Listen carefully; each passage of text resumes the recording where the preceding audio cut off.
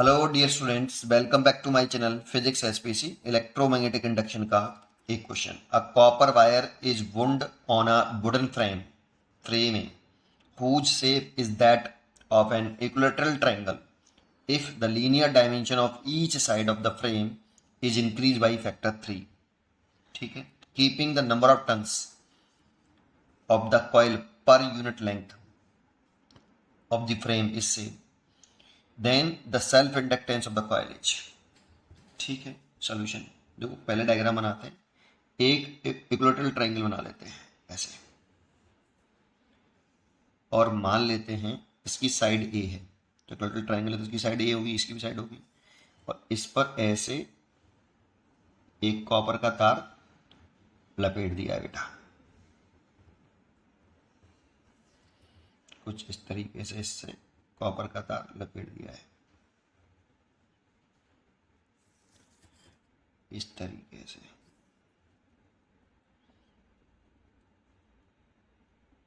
अलग रखना है इसको, ठीक है। ऐसे लपेट दिया। अब कह रहा है कि अगर इसकी साइड को, इस फ्रेम की जो साइड है, dimension linear side dimension each side of the frame is increase by factor 3। तो इसकी साइड 3 टाइम्स कर दिया ऐसे। ये 3a, ये भी 3a और ये भी 3a, ऐसे कर दिया। और इस पे भी फिर ऐसे लपेट रहा है, लेकिन नंबर ऑफ टर्न्स पर यूनिट लेंथ जो है वो सेम ही है। पूरे पे लपेट लेना, आप लपेट नहीं रहा, ठीक है। पूरे पे ऐसे लपेट लेना। नंबर ऑफ टर्न्स जो है पर यूनिट लेंथ है ना, keeping the number of turns of the coil पर unit length of frame is same, the self inductance of the coil is.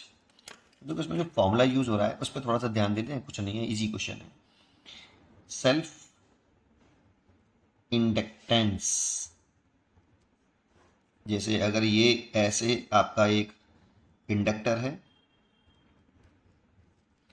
और इसकी ये लेंथ है बेटा L, और इसकी ये एरिया ऑफ क्रॉस सेक्शन है A, और इसमें नंबर ऑफ टर्न्स पर unit length capital N by L है।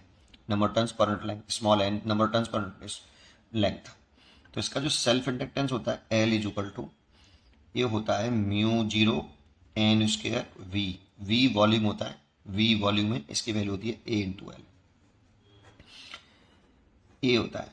और आप चाहो तो इसे ऐसे ले सकते हो, L बराबर mu 0 n square A into L. L तो सोलेनोइड की लेंथ हो गई, और A area of cross section हो गया इसका एक टर्न का, ठीक है। A एरिया क्रॉस सेक्शन है। चाहो तो आप एक, अगर इसकी रेडियस r मानो तो पाई आर उसको ले सकते हो इसको। और बहुत से टीचर ऐसे करते, बहुत से बच्चों को ये फॉर्मूला याद ना हो के ये याद होता है, L is equal to mu 0, N की वैल्यू पुट कर देते हैं ये इतना, तो एन स्क्वेयर बटे एल स्क्वेयर ए एल से एल काट देते हैं, तो एल बराबर आ जाता है म्यू 0 एन स्क्वेयर ए बटे एल। कुछ टीचरों को ये फॉर्मूला याद होता है। Capital N number of turns है अब, है ना। यहाँ पर नंबर ऑफ टर्न्स पर यूनिट लेंथ था, मैं ये लगा लेता हूँ। चलिए इसमें लगाते हैं। इसको पहले काम करते हैं, सीधा कर लेते हैं। अगर इस पूरे फ्रेम है उसको सीधा कर लें ऐसे फ्रेम को, तो इसकी लंबाई कितनी हो जाएगी 3a, तो L1 हो जाएगा 3a। और इसी पर ये सोलिनॉइड वाला तार इस तरह से लपेटा है ऐसे, ये। तो इसकी लेंथ तो हो गई इतनी, एरिया ऑफ क्रॉस सेक्शन मान लो इसका a है, और नंबर ऑफ टर्न्स पर यूनिट लेंथ n है। तो सोलिनॉइड का सेल्फ इंडक्टेंस L1 कितना हो जाएगा, ये लगा लेता हूँ, ये वाला म्यू 0 एन स्क्वेयर, ए तो सेम ही है, और लेंथ जो हो गई इसकी L1। इसको सीधा करोगे तो ए और ए तो 3 हो जाएगा लेंथ टोटल, और ऐसे बना लो तो ये बन गया, और L1 की वैल्यू 3 है। ये फर्स्ट केस हो गया। अब इसको सीधा करो, इसको अगर आप सीधा करोगे ऐसे, तो ये जो लंबाई आएगी L2, 3a 6 है, 3a 9 है, तो 9a आएगी। दैट मीन्स आप इसे लिख सकते हो 3L1।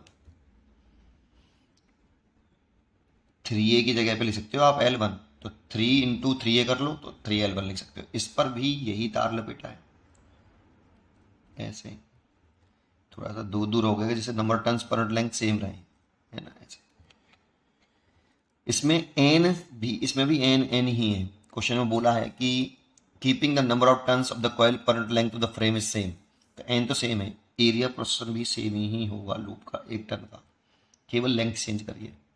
तो नया सेल्फ इंडक्टेंस L2 बराबर म्यू जीरो एन स्क्वायर ए, लेंथ हो गई आपकी L2। तो आप लिख सकते हो म्यू जीरो एन स्क्वायर ए, L2 की वैल्यू लिख सकते हो 3L1, और इस 3 और इसकी वैल्यू लिख सकते हो पूरे की L1, इसको लिख सकते हो L1। तो सेल्फ इंडक्टेंस बढ़ के 3 फैक्टर्स इंक्रीज हो गया है, increase by factor 3। C choice is correct. उम्मीद करता हूँ कि आपको ये जरूर समझ में आया होगा। पढ़ते रहिए और खुश रहिए।